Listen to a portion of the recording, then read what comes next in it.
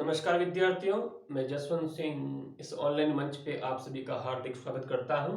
तो चलिए आज कक्षा 10वीं विषय हिंदी की पाठ्य पुस्तक क्षितिज का द्वितीय अध्याय तुलसीदास तुलसीदास की प्रमुख चौपाइयों के बारे में अध्ययन करेंगे। तो कुछ चौपाइयों के बारे में हमने जानकारी हासिल कर दी थी, उसी कड़ी में आगे चौथी चौपाई। कौशिक सुनु मंद यहु बालकु, कुटिल कालबस निज कुल घालकु, भानु बंश राकेश कलंकु, निपट निरकुंस अबुद असंकु। जब लक्ष्मण के कटु वचन सुनकर परशुराम अत्यंत क्रोधित हो जाते हैं, तभी वहां पर विश्वामित्र का आगमन होता है।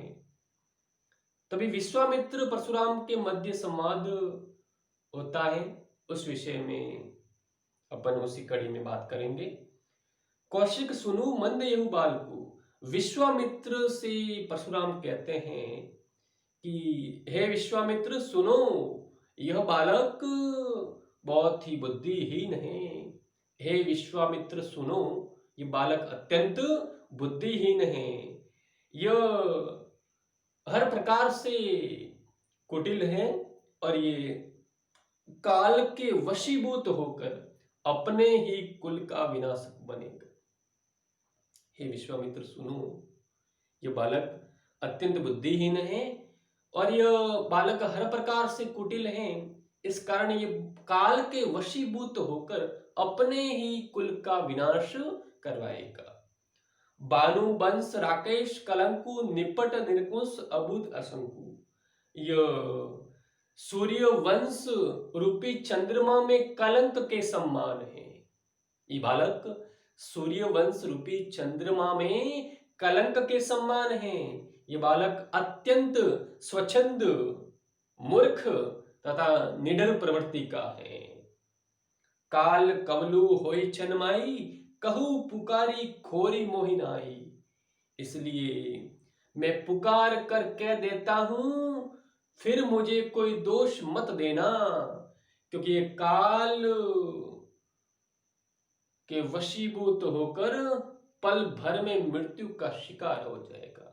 मैं पुकार कर कह देता हूं, फिर मुझे कोई दोष मत देना। ये शीघ्र ही, ये पल भर में ही मृत्यु का ग्रास हो जाएगा, मृत्यु का शिकार हो जाएगा। परशुराम जी विश्वामित्र से कहते हैं कि फिर आप मुझे कोई दोष मत दीजिएगा, क्योंकि ये बालक शीघ्र ही मृत्यु का शिकार हो जाएगा। तुम हटको जो छऊ उबारा, कहीं प्रतापु बल रोषु हमारा। अगर तुम इस बालक को बचाना चाहते हो तो तुम इसे मेरे पराक्रम, बल और क्रोध के बारे में बतलाकर रोक लो।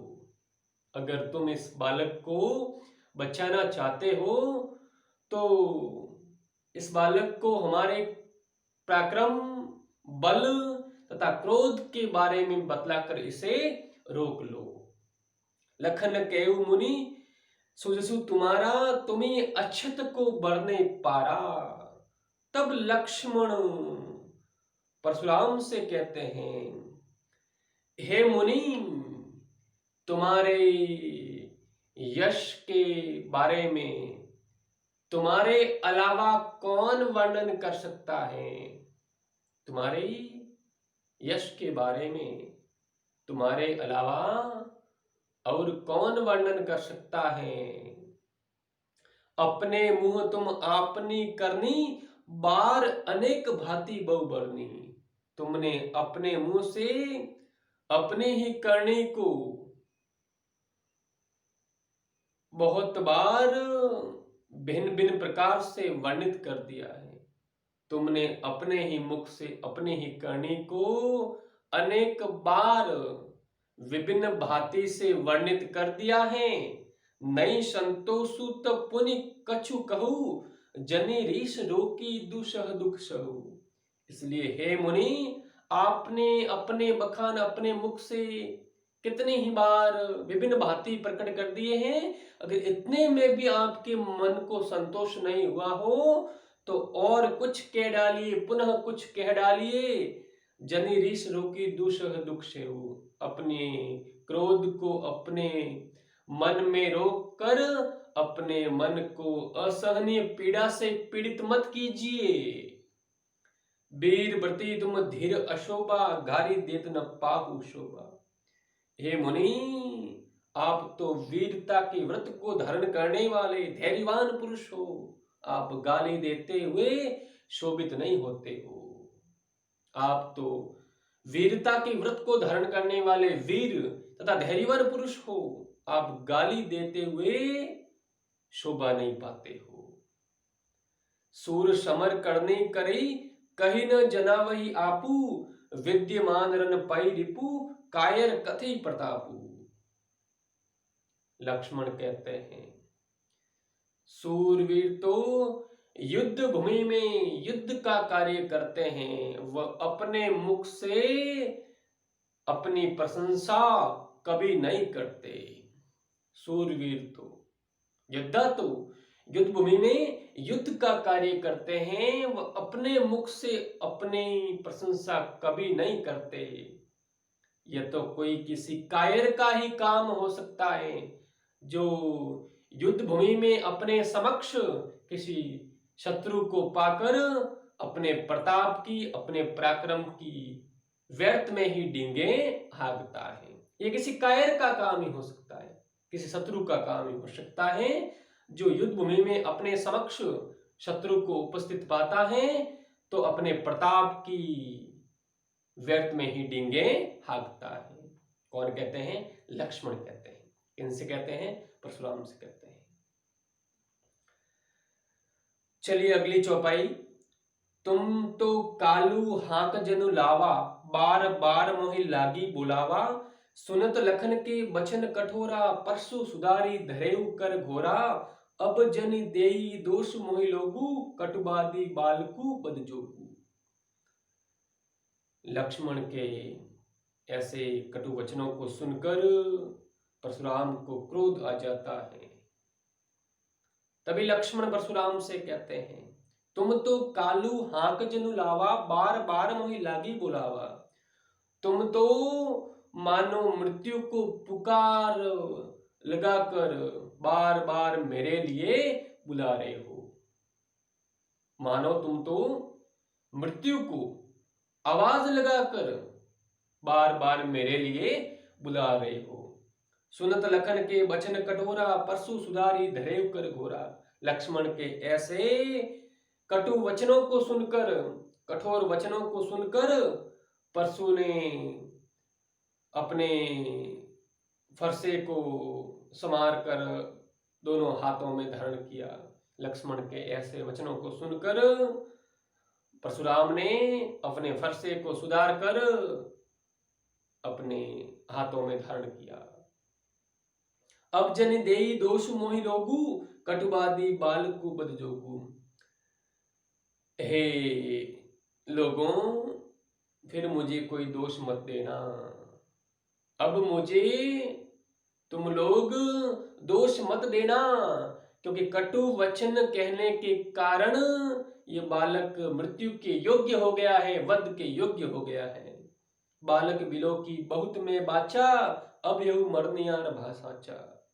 मैं बालक समझकर, बालक मानकर इसे अब तक बचाता रहा हूं, लेकिन अब यह वास्तव में मृत्यु के लायक हो गया है।